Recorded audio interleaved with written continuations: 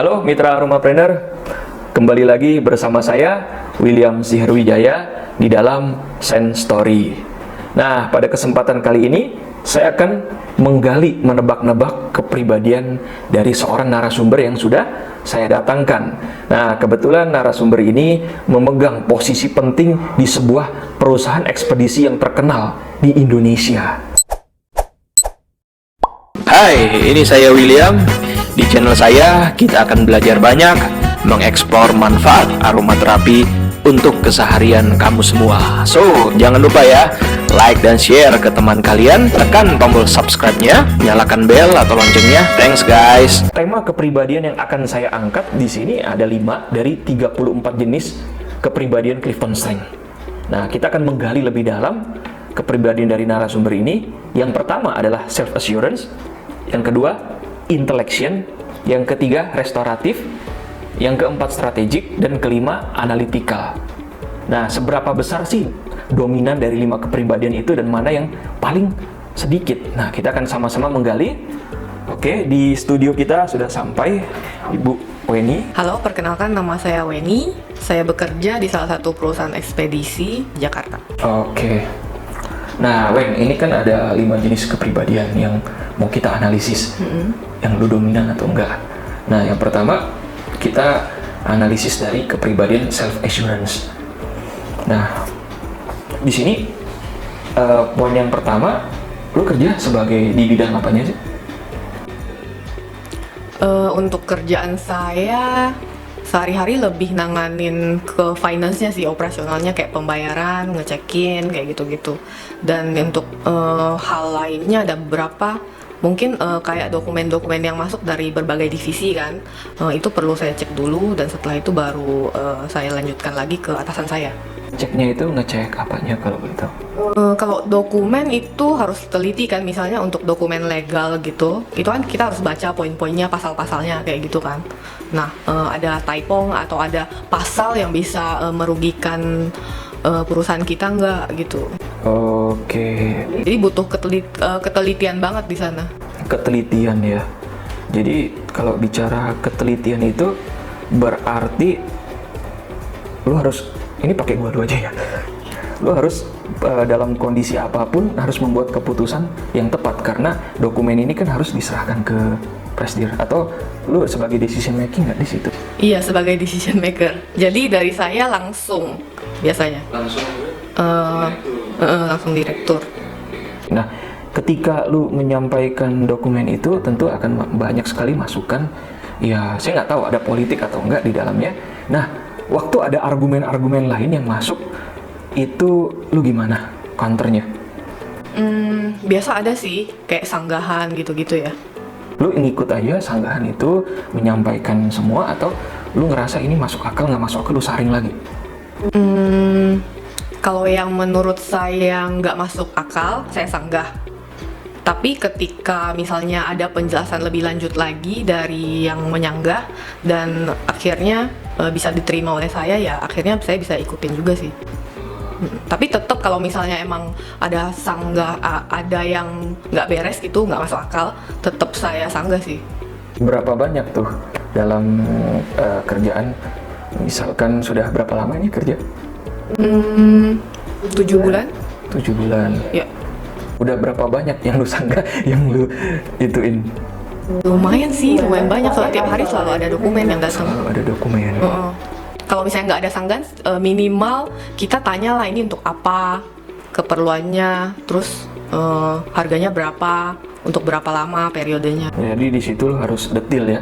Detail. Kalau sampai nggak detail itu bagaimana? Harus detail sih, soalnya kan ini langsung ke direktur kan. Jadi sebelum direktur, makanya kamu dipekerjakan, jadi kamu harus cek dulu. Rekan-rekan kerja kamu itu ngelihat lu itu sebagai orang yang teliti nggak sih? Iya. Kadang mereka bilang teliti banget ya. Seberapa banyak yang bilang teliti sama lu? Mungkin 7 dari 10. 7 dari 10 bilang lu memang orangnya teliti. Iya, detail. Tapi untuk bukti-bukti atau hal yang sifatnya harus divalidasi, Dan ketika lu mendapati dokumen atau mungkin berkas-berkas presentasi, itu lu akan terus kejar atau lu malas berdebat dengan orang itu? Lu terusin aja langsung ke direkturnya. Kita kejar dalam hal apa dulu nih maksudnya? Belum selesai apa gimana? Mungkin dalam artian belum selesai atau ini sepertinya nggak masuk akal nih dokumennya. Kalau nggak masuk akal, saya balikin lagi, terus suruh revisi poinnya. Dan kalau misalnya ada yang belum selesai, misalnya setelah suruh revisi, tapi mereka lama gitu ya, tetap saya kejar sih. Soalnya saya selalu catat hari ini dokumen apa aja yang masuk, tanggal berapa submitnya, keluar di saya tanggal berapa gitu. Seberapapun kompleks masalah yang terjadi di perusahaan, apakah ada pola-pola yang bisa lu hubungkan satu dengan yang lain buat dicari jalan keluarnya? Kalau di perusahaan sekarang sih lebih nggak stabil ya kalau misalnya masalah atau problem yang saya hadapi itu, jadi kayak bisa tiba-tiba. Jadi kita nggak ketahuan punya kalau masalah yang A itu akan menyebabkan masalah yang B lagi gitu. Kita nggak akan tahu soalnya. Itu tiap hari yang datang masalahnya berbeda-beda karena kebanyakan dari operasional. Nah dan ekspedisi itu kan lumayan termasuk baru juga ya. Dan mulai lumayan banyak juga kan yang menggunakan ekspedisi dan banyak banget kayak komplain-komplainan yang masuk. Itu kan tiap hari selalu ada aja masalah baru. Kalau misalkan masalah itu terjadi, apakah lu mampu untuk mendapatkan solusi termudah untuk menyelesaikan atau mengikuti prosedur seperti biasa, nggak selesai berlama-lama, atau lu selalu dapat ide yang paling cemerlang untuk mengatasinya? Kalau yang harus sesuai SOP itu sesuai SOP. Kalau misalnya yang butuh cepet ya mungkin seadanya dulu aja dan lihat lagi perkembangannya gimana. Dan setiap masalah-masalah yang datang di kantor itu tentu ada problem, ada penyebabnya, betul nggak? Nah, lu nikmati nggak sih setiap proses-proses untuk pencarian penyebab dari problem itu? Kadang nikmatin, tapi kadang ada yang sempet bikin pusing juga sih. Tapi karena ada tim yang banyak, jadi aku bisa menggunakan mereka. Tinggal nyuruh aja ya. Enggak juga sih, kan mereka laporannya tetap ke aku. Wen, perusahaan ekspedisi akan timpang tanpa ada lu. Setuju nggak? Iya setuju. Kenapa? Karena saya merasa saya berperan cukup besar di perusahaan ini. Oke, Mitra Aromapreneur, kita akan menggali lebih dalam kepribadian dari Weni, terutama dari level mental. Wen, lu orangnya introspektif nggak? Jadi ada masalah ataupun nggak ada masalah, lu akan terus berpikir di situ. Kalau berpikir iya sih, tiap hari saya berpikir dan kata orang saya berpikir terlalu banyak. Berpikir terlalu banyak? Iya. Apa sih yang lu pikirin kalau boleh tahu? Masalah kerjaan kah? Masalah kehidupan? Masalah kerjaan iya, masalah kehidupan juga iya. Jadi saya termasuk salah satu orang yang susah tidur. Karena memikirkan banyak hal. Iya. Walaupun nggak lagi memikirkan, tapi rasanya otaknya jalan terus saja gitu. Tapi dari semua yang lu pikirkan tentu itu ada solusinya atau enggak? Lu bisa membuat solusi nggak dari lu pikirin, lu banyak hal berpikir, mungkin mikirin kehidupan, besok mau kerjain apa, tapi lu ketemu nggak solusi dari pikiran itu? Kadang ketemu. Kalau yang nggak ketemu, saya untungnya bisa kayak ngomong sama diri saya sendiri untuk bilang kayaknya stop dulu deh di sini, Wen. Soalnya mikirnya udah terlalu banyak, terus belum terjadi juga kan. Mungkin akan terjadi besok gitu. Jadi untuk saat ini stop dulu. Untung dari diri saya sendiri bisa ngomong kayak gitu sih ke diri saya sendiri.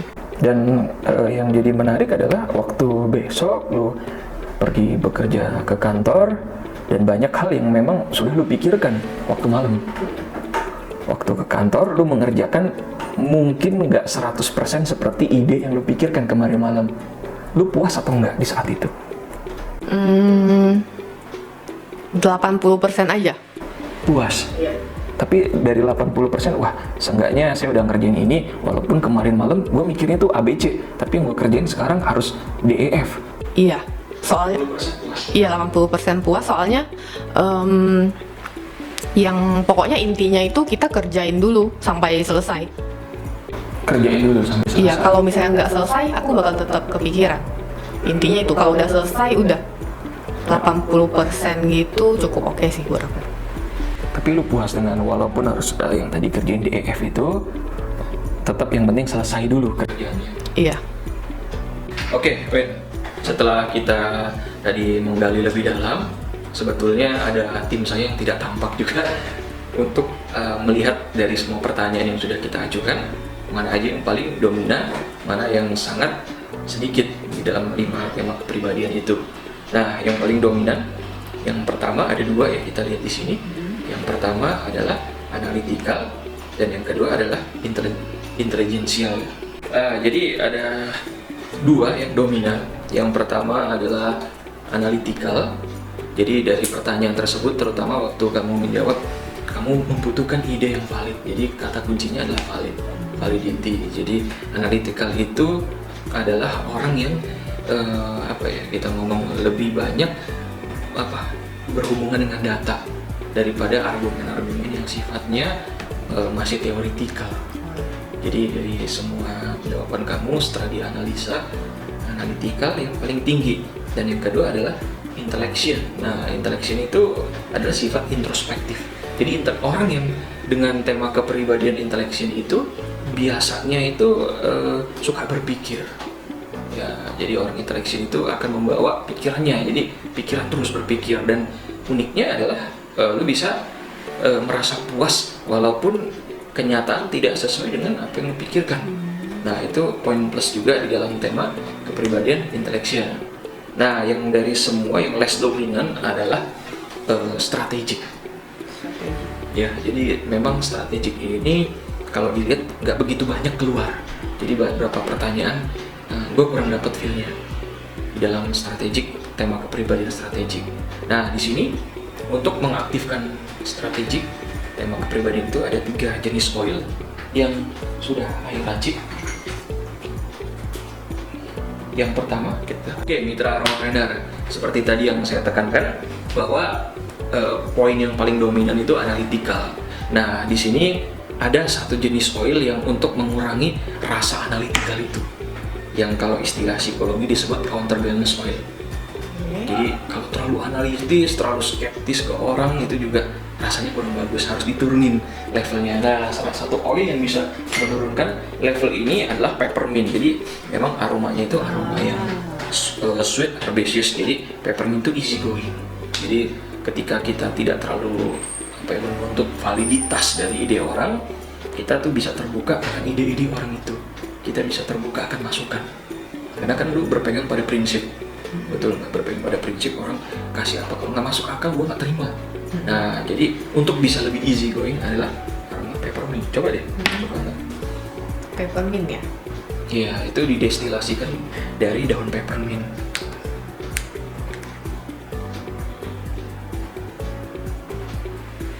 Enak sih, baunya kayak ada rasa mentos gitu. Mentol. Iya. Karena memang di peppermint yang tinggi itu mentol. Itu yang bikin aroma itu seperti semeriwing. Oke, cut dulu. Jadi untuk meningkatkan strategik itu ada 3 jenis oil yang kita sebut sebagai anchor oil. Nah, anchor oil ini maksudnya tahu anchoring nggak? Itu bahannya dari apa? Anchoring bukan bahan, tapi anchor itu kayak gini loh. Kayak misalkan ada objek tertentu yang bisa bikin lu tuh menjadi lively, menjadi hidup. Objek. Jadi misalkan anchoring itu bisa dari waktu kita lagi down, kita dengerin motivasi. Itu anchoring namanya kalau di dalam psikologi. Jadi hal-hal yang bikin kita tuh jadi lively, atau mungkin kayak gue anchoringnya adalah kopi gitu loh. Itu anchor. Nah, di termin ini adalah anchor oil. Jadi oil yang untuk mengaktifkan beberapa kepribadian itu. Jadi di sini untuk yang pertama kita pakai aroma.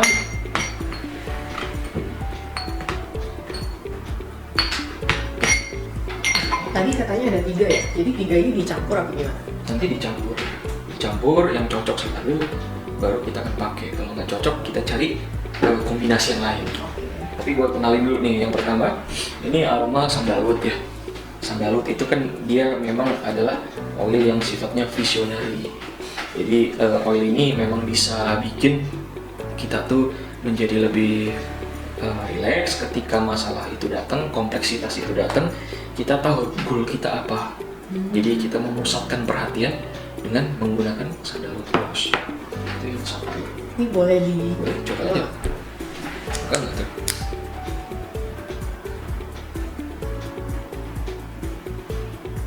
Aromanya kayak dupa-dupa gitu ya? Ya memang sandalwood itu cendana kan biasa dipakai buat dupa ya. Oke.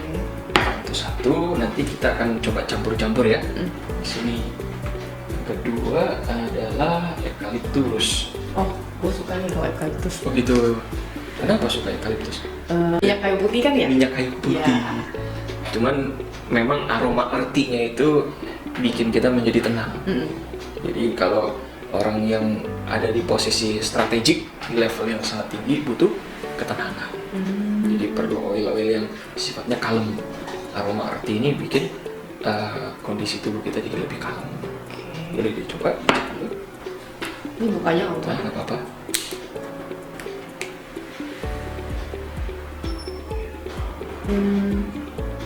Baunya kayaknya agak beda sih dari Agak maksudnya beda. kayak minyak kayu putih biasa.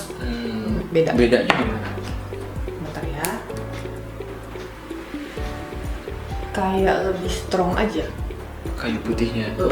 Karena belum dicampur. Tapi beda, nggak kayak minyak kayu putih yang di pasaran juga. Beda pokoknya. Beda. Mungkin ini yang kayak seperti biangnya kali ya. Biangnya belum yang biasa. Kalau yang di pasaran minyak kayu putih yang langsung saya pakai itu udah dicampurin.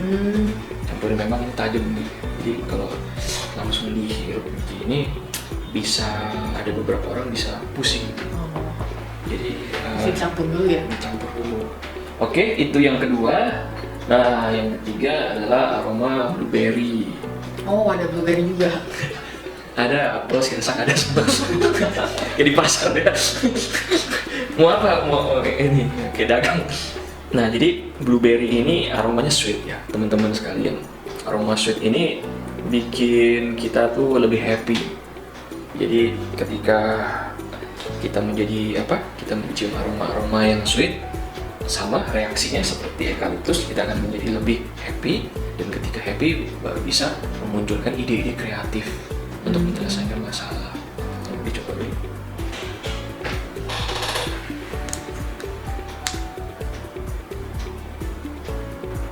Blueberry.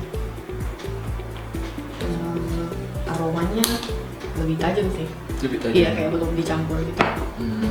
Ini strong. Oke, yang dari tiga ini yang lo suka yang mana? Ini Eukaliptus. kedua, ini terakhir. Berarti kita singkirin satu. Kita coba percampuran dari eukaliptus sama sandalwood ya. Tapi sebenarnya ada satu produk sih dari Fisher yang aku suka, tuh citronella. Citronella. Emang pernah ya? Pernah. Kapan? Kan waktu itu apa? Lu bawa buat meditasi. Oh, citronella. Oke ya, mitra aroma blender sekalian. Ini salah satu cara ya buat mengetes orang suka atau enggak. Jadi ketika kita memberikan oil, mungkin kita bisa pakai tisu. Jadi kita mau mencampur oil yang sesuai dengan kepribadian ini. Tapi saya nggak mau kasih single oil racikan saya mau blended. Nah, untuk mengetahui dia suka atau enggak, kita mulai dari percampuran yang paling awal 1:1 ya.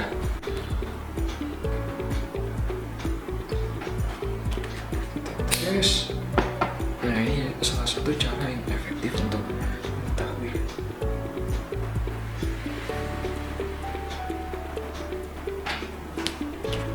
Jadi biar dia bercampur dulu, kemudian kita ini 1:1.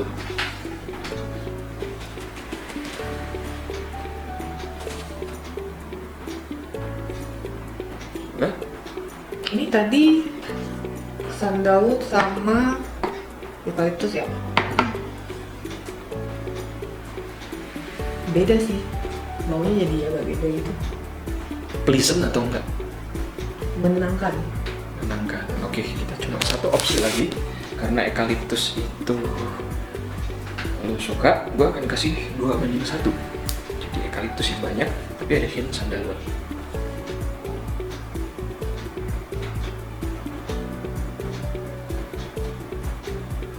Dua banding 1.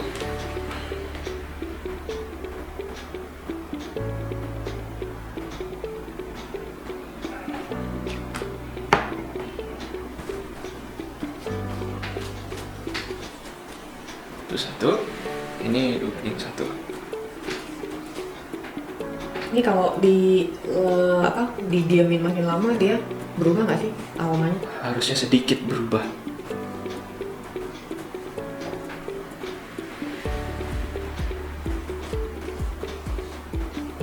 Kalau disuruh pilih, aku pilih 1:1 ya.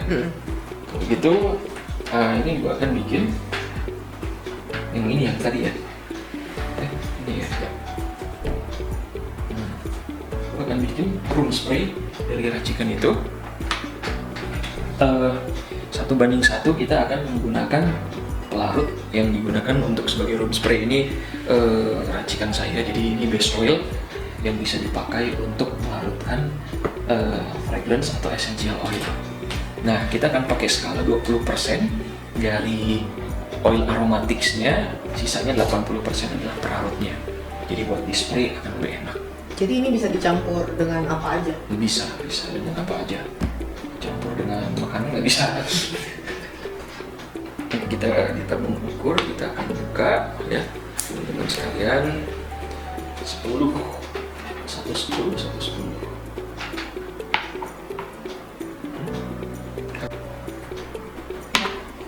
Oke, kita butuh 1 tabung ukur. Jadi karena 1:1 teman-teman. Jadi karena tadi yang saya bilang itu 1:1 dari 20 berarti ini 10 ml, itu juga 10 ml. Kita akan buat di kapasitas 100 ml untuk jadi room spray. Pertama kita masukkan oil sandalwood. Ya, kalau teman-teman mau lebih teliti lagi, saya sarankan teman-teman pakai tabung Pyrex. Jadi bisa diukur nih, kebetulan saya pakai cara cowboy langsung 10, tapi kita lihat udah hampir mirip ya, tidak ada masalah sih. Tapi untuk kalau dijual lagi, kalau mau lebih presisi, bisa pakai tabung ukur. Oke, kedua adalah ini ya, sampai 20. Mau yang kamu tuang aja sampai 20. Sampai 20? Iya. Oke. Belum kayaknya, dikit lagi. Udah kan? Dikit lagi. Oke, sip. Ya, jangan ditutup dulu. Oh, ya. Jadi biasakan kita pakai dropper supaya nggak bocor. Oke. Nah, sekarang teman-teman kita tuang base oilnya. Ini Solveton. Ini saya buat dari beberapa bahan alami khusus untuk melarutkan ya.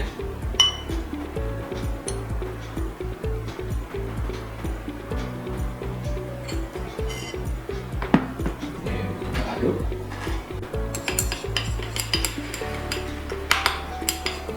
Nah, tadi yang oil base sekarang sudah menjadi water base. Siap dipakai untuk spray. Tahap selanjutnya kita akan masukkan ke dalam botol spray. Udah dicium lagi untuk memastikan wanginya. Iya benar. Benar ya? Berarti ini udah bisa langsung di. Bisa. Jangan diminum ya? Hah? Jangan Oh diminum. iya, nggak boleh. Nanti acaranya nggak lanjut. Ya, kita tuang ke botol.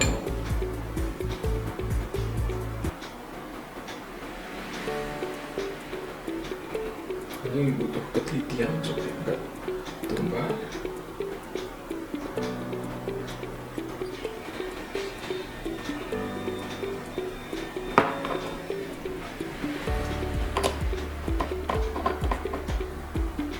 kocok untuk memastikan dia tercampur. Memang udah tercampur ya, sudah diaduk. Nah, room spray aromaterapi ini untuk mengaktifkan tema kepribadian dari strategik. Jadi nanti bisa di spray di kantor, mana tahu setelah setelah stuck banyak kerjaan terus kita bingung kita mau mengarah kemana, mungkin bisa disemprotkan, siapa tahu bisa membantu. Oke? Ini saya berikan, semoga bisa bermanfaat. Siapa tahu habis spray terus langsung bisa menyelesaikan masalah lagi. Bisa ya, karena masalah itu bukan dari luar tapi dari dalam. Oke, mitra Aromapreneur, di sini gue udah ngebikin satu racikan room spray untuk mengaktifkan tema kepribadian strategik ke Weni. Jadi teman-teman sekalian kalau mau tahu sepak terjangnya dari Weni ini, bagaimana dia menghandle ratusan orang di dalam satu ekspedisi yang terkenal, bisa langsung lihat Instagramnya. Dia biasa mengupload kegiatan-kegiatannya. Bener nggak ya? Di mana itu Instagramnya apa? Jadi saya Weni WENNIE _CHEN. Oke, nanti bisa dilihat juga di bawah ini. Oke, teman-teman sekalian, sampai di sini semoga ini bisa bermanfaat buat yang mendengar. Indonesia mempunyai 40 jenis tanaman aromatis utama yang sudah diperdagangkan di dalam skala global. Jika kita tidak menggunakannya dengan baik, siapa lagi yang menggunakannya? Semoga teman-teman bisa menggunakan kekayaan alam Indonesia ini dan bisa mendatangkan manfaat buat semua sektor di Indonesia ini. Oke, biasa kita penutup salam wangi. Salam wangi.